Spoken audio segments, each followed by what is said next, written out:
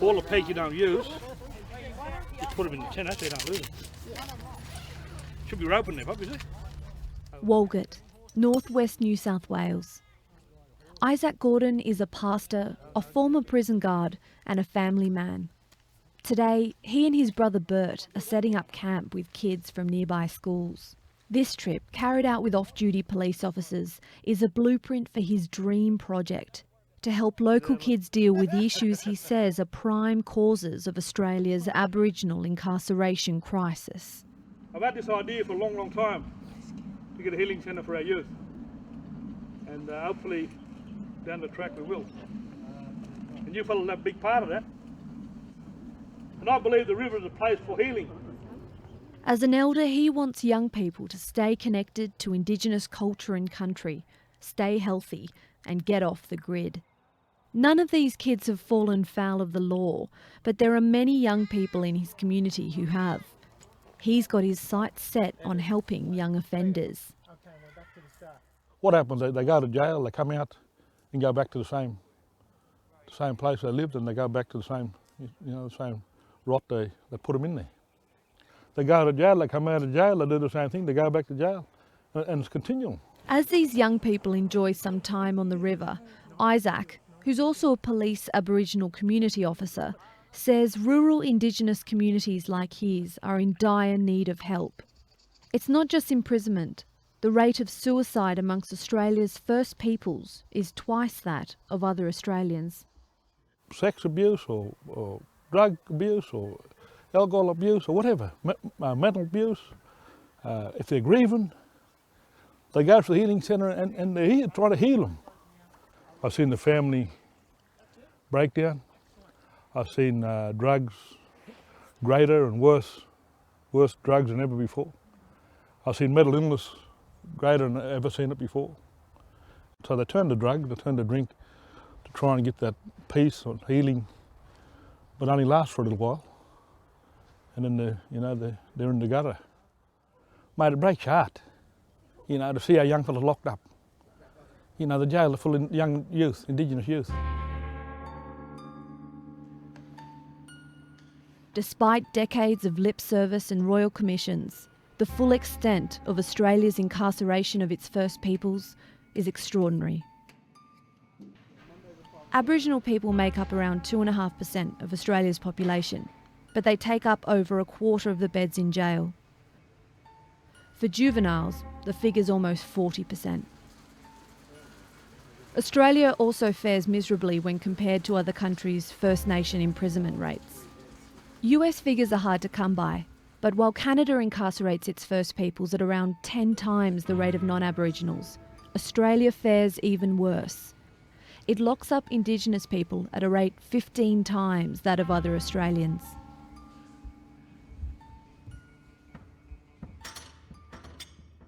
We've always been subjected to almost a brutal form of justice, whether it's white fellas landing and taking over the country, or the treatment of our people as colonisers started to settle different parts of the country, or our mob being rounded up and put on missions around the place. So I don't think you can ever characterise our relationship with the justice system as one of benefit to us.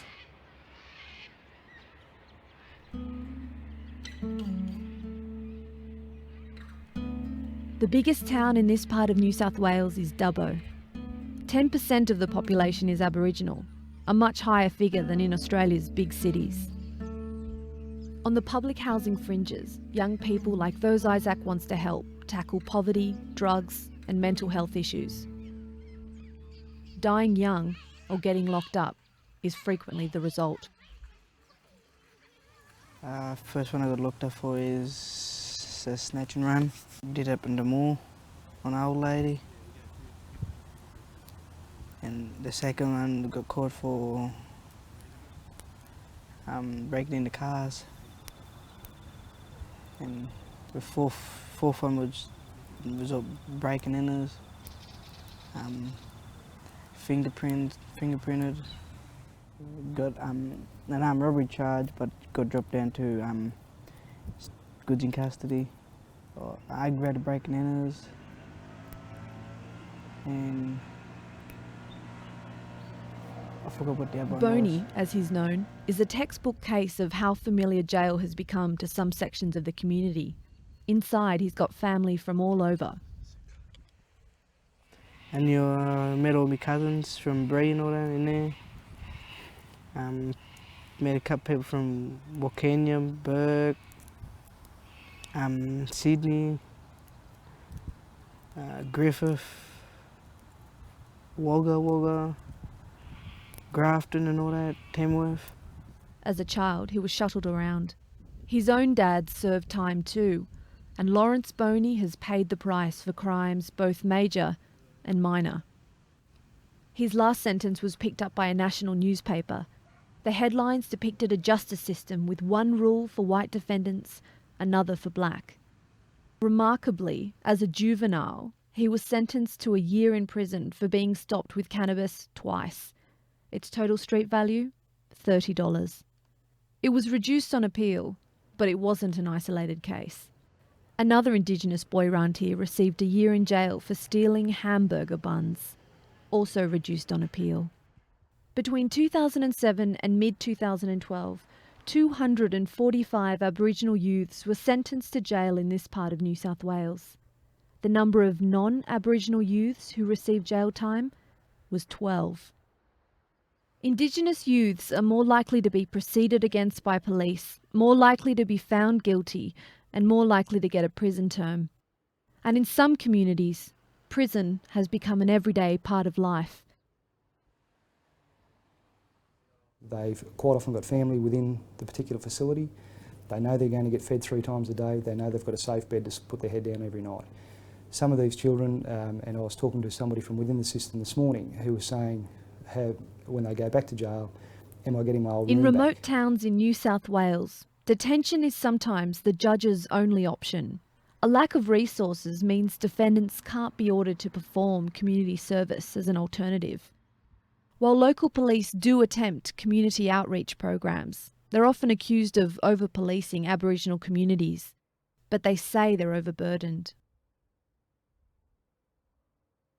We're sick of trying to bash our head against the wall and saying, well, we can arrest them, we can have them locked up, we can try and do whatever we can to try and solve that one particular crime, but how are we going to change that whole cycle? And sadly, we're being able to predict that some of the families that we've been dealing with now for generations, we're probably looking at 3, 4 or possibly 5 generations of some families that are producing children and grandchildren and great-grandchildren that ultimately grow up in exactly the same way as their uncles, brothers, cousins, etc. and merge into this life of criminal On offending a behaviour personal because that's all level, they know. even top cops are questioning the effectiveness of jail as a long-term solution. A deterrent factor, I'm certainly not convinced is a deterrent. What it does do, however, is it stops that child committing crime.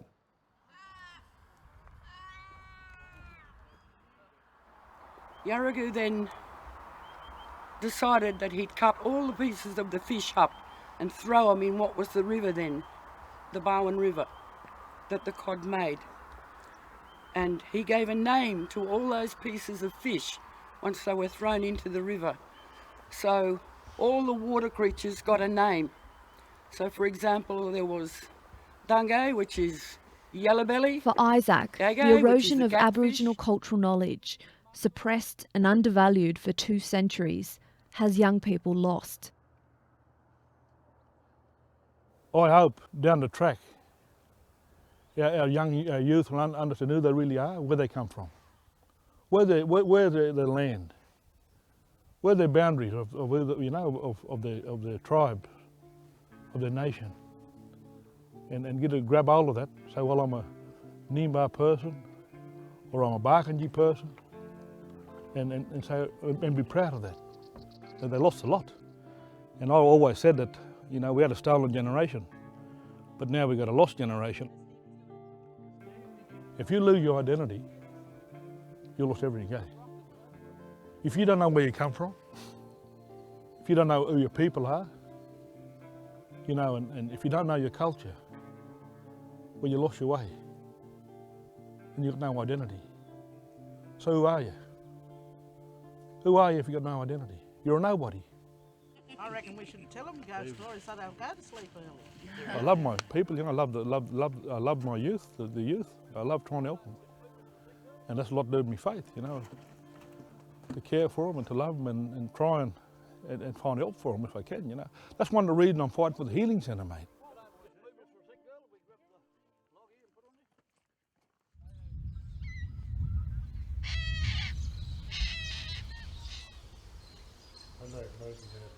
It's Sunday before Isaac's evening church service. Reggie Carroll has dropped by to see him and his wife Eileen. He's on weekend release from jail. Once his centre gets going, Isaac says Reggie's tales of crime and reform need to be heard by young people. The families are close. The Gordons helped raise Reggie's kids when he and their mother weren't around. He's always there to lend a hand. You know, when you was down, he'd be there, you know. Give you a shoulder cry on. I was about 22, like when I first went to jail now, and I'm 41 now. So, like, and I've virtually done stints nearly every year. Like, probably my best breaks were like 2-3 years. There's a dive out of this tree here. Reggie's most recent sentence was for a serious assault on his own partner. I was one that bottled a lot of stuff up until I exploded. Nearly killed my girlfriend. It shattered me. Yeah. It affected me in a lot of ways. And I could have been looking at a murder charge, you know. Waking up in the cell, not knowing what I'd done. The next morning, you know. My head just started spinning. I didn't know what to think, where to think. My kids were going through my mind. The boys were younger then, my eldest fellow was 17.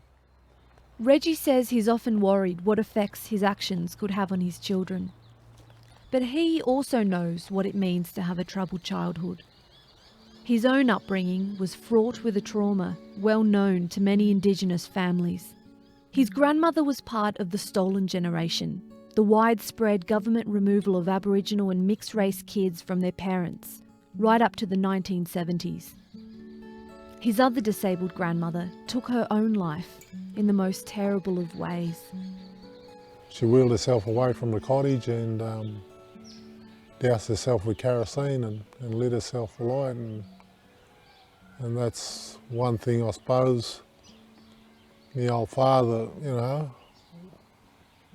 he lived with, like, and I suppose it was hard to deal with the grief, you know, like he'd punch my old mum, and times he'd take it out on me and me brothers. In a week's time, Reggie will be let out altogether. As he catches up with friends and neighbours, he's reflecting on the fact that one of his own sons has even served prison time alongside him. I worry about him a lot because I know that I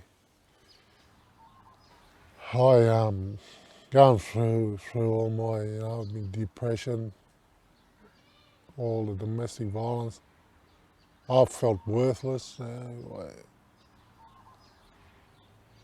I felt weak, you know, and I was a lost man, sort of, and they seen me as they were growing, you know. That's when I, you know, they seen me the way I was, you know, like committing all me, you know, assaults and domestic violence and stuff like that, the same way I did. But why I want to give the grog and the drugs and the cigarettes, everything away, and because I know in my heart I can deal with it better.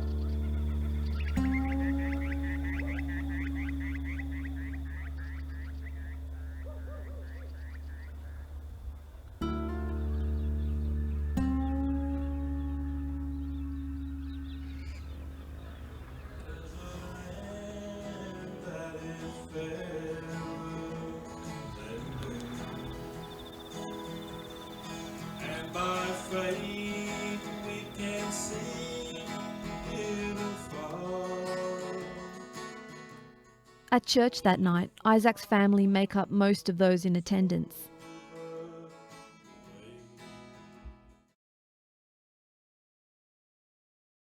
Hallelujah. Good to see you, brother. Couldn't get your mate though, mate. I texted him. Any more favourites? What about without him? I could do nothing, you know what? Without him. Yeah, I had a few more last week, but football only takes them away. Football, they get on a few beers and they don't turn up, you know. But one lost sheep, brother, that's all we're looking for. One lost sheep, you know, and that's all that matters, you know. Lambone, outback New South Wales. As a pastor, Isaac is often called in people's greatest hour of need. A few months earlier, it was Stanley Lord he was comforting. Today, Stanley's receiving a visit from the Aboriginal Legal Service. There are some loose ends to tie up after tragedy struck the family.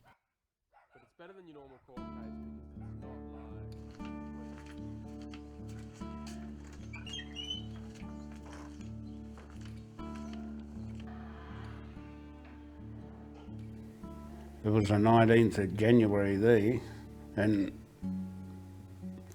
we buried him the day before his birthday. Stanley Jr. died in jail almost 700 kilometres away in Sydney. His dad doesn't know why. He was jailed for driving without a licence.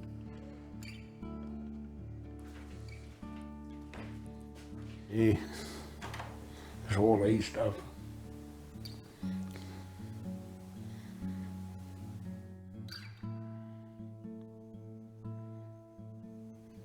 I still got all his stuff in the room what he was going to move into. I don't want to talk about it. A lot of them get sent to jail for no reason. Well, probably reason, but you know, it's not worth going to jail for. Like my son, that went to jail for driving with no licence. They say they give him 3 years, but they give him more than that. It's life. He's not coming back. In this part of New South Wales, the Aboriginal Legal Service says almost half of its clients convicted of driving while disqualified were jailed. That's a higher imprisonment rate than aggravated indecent assault or possessing child pornography. It's a crime and a punishment which overwhelmingly affects Indigenous people in remote areas.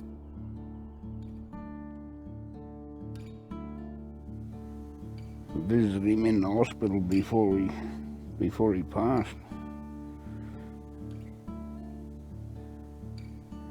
They kept saying he was sorry. I think he knew what was going to happen.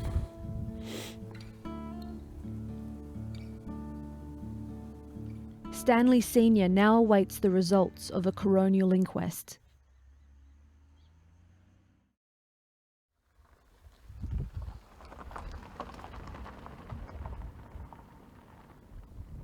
See, the place I'm talking about, that we own, straight down there, about maybe 20 k's down, I suppose, might be 20 k's down that road.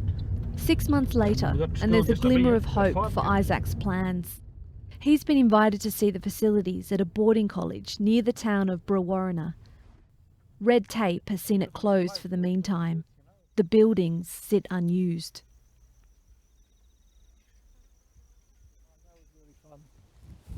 So that looks like a proper footy oven, mate.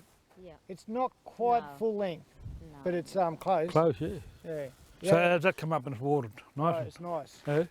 Better than the one in town. Fair dinkum. Science lab? Science lab. And in the end of the science lab was the library. They've got a heap of books there that they're starting to get sorted out. Organic eggs, right? Yes. Organic eggs, that's it. Yes. The school is near the Gordon family's ancestral land, really where Isaac's brother lives. If he can get the money together to accommodate kids on their family property, maybe they could also use the facilities here.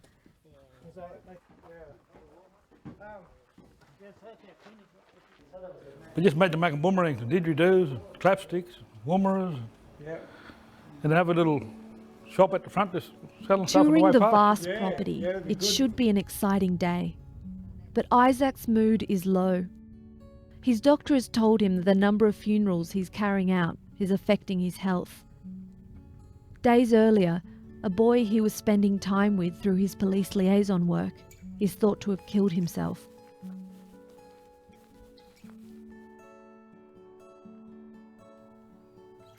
Isaac's taken it hard.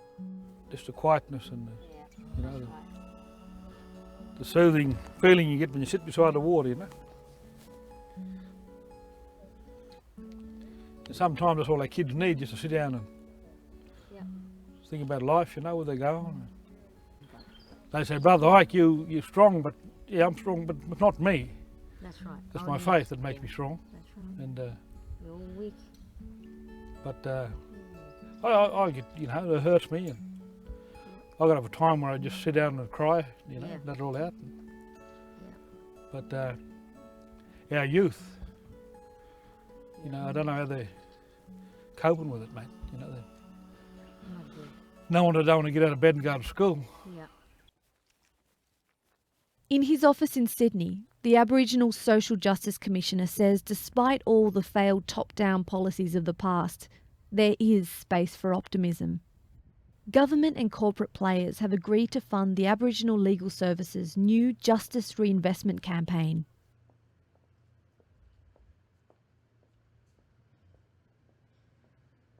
Justice reinvestment is an approach basically born in several states in the USA who are actually notorious for locking people up, Texas, Mississippi. They were driven to do other things. There were a whole range of things that were driving these high rates of incarceration. So they started to invest in these diversionary programs, connected with the community. The result in Texas was a major slowdown in the growth of prison populations. Outback communities like Isaac's are set to get the first taste of the program. It'll be developed and trialled in a town called Burke, just a short drive from Brewarrina.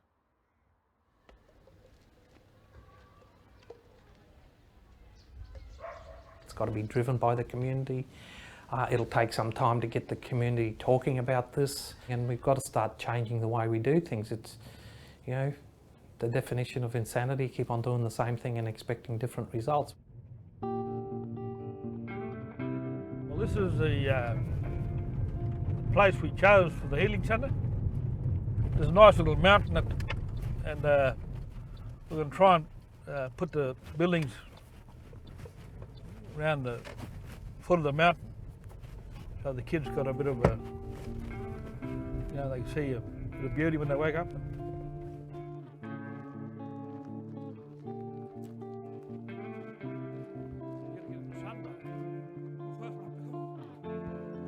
Even in his darker moments, Isaac's drive to help his people remains. Was going to eat it.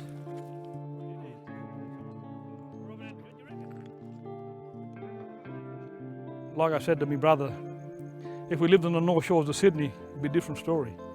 But out here in the bush, and with the forgotten people, and the government doesn't care, they don't care, they really never have cared, but we care, we live here, we love our people, our children. You say to yourself, well, how many more are we going to lose before we have something in place for this youth? But we're on top of the world here, brother. Beautiful place, brother, eh? Beautiful place. And by faith we can see little far. For the Father waits over. The copper bird's coming good for water. To prepare us a dwelling places. All together, nice and loud. In the sweet by and by. we shall meet on that beautiful shore, in the sweet by and by. How we shall meet on that beautiful